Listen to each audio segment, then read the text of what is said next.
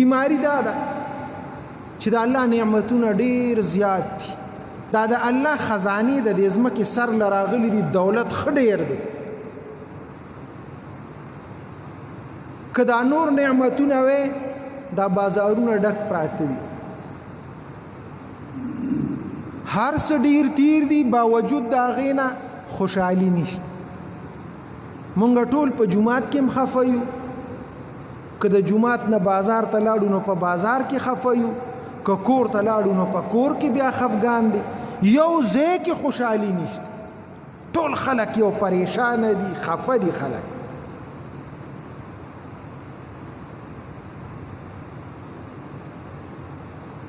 الله مونږ ته د دې علاج ښودلی. فقی ابو الله سمرقندی رحمه الله یو نیک سړی تیر شوی دی، یو عالم، هغه وایي زما د پلار نه زه دا روایت کوم، زما پلار د پیغمبر علیه السلام دا حدیث په بیانو. پیغمبر علیه السلام فرمایلی دي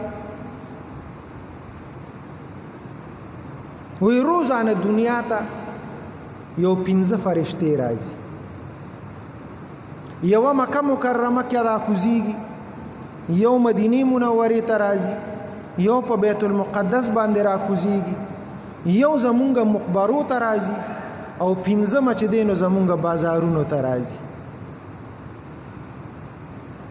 کومه فرشته چې مکه مکرمه باندې راځي او هلته نازلیږي هغه आवाज کوي، اے خلکو د الله اطاعت وکړئ، د الله عبادت وکړئ، او که د الله اطاعت او عبادت نه کوئ د الله د رحمت نه به محروم شئ.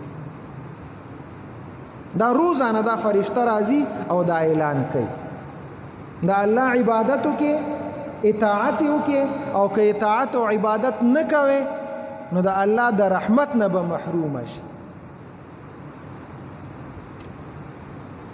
اوس موږ په خپل وګورو چې موږ څومره عبادت کوو، زمونږ جمعتونه څومره آباد دي او زمونږ بازارونه څومره آباد دي. زمونږ بازارونه 24 غنټې آباد دي، کولو دي، د شپې او د ورځې. که دغه شپه کې اخره کې چته یو څه دوکانونه بندېږي، خو د شپې هم دا زمونږ پیښور خو ټوله شپه کولو، د خاریې غونډه شپه کولو، او ورځم دغه حال دی. مونږ مقابله جمعتونو سره وکړو چې زمونږ جمعتونه څومره کوله وي.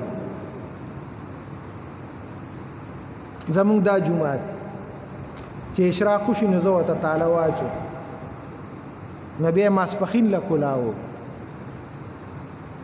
دا شپږ اته غنټې دا جمعت تاله وي، او چې ماسخوتن مونځ شو نو بیا تاله کو، ټوله شپه بیا تاله. بازارونه ټوله ورځ کولاو دي، او جمعت زمونږ 12 غنټو کې تقریبا 6 غنټې هم نه دی کولاو. دغه زمونږ د عبادت حال دی. نه دغه فرشته اعلان کوي چې تاسو د الله عبادت وکړئ. عبادت څه مطلب؟ جمعتونه مباد کې 24 غنټې آباد کې، نو چې تاسو جمعتونه آبادی د الله رحمتونه به تاسو طرف ته متوجي وي. د الله رحمت پر راځي، او چې کله د الله رحمت راځي خوشاله وسره راځي. خفګان زکه دی، غم زکه دی، پریشانی زکه دی چې عبادت نشته، د الله رحمت نه مونږه محروم یو.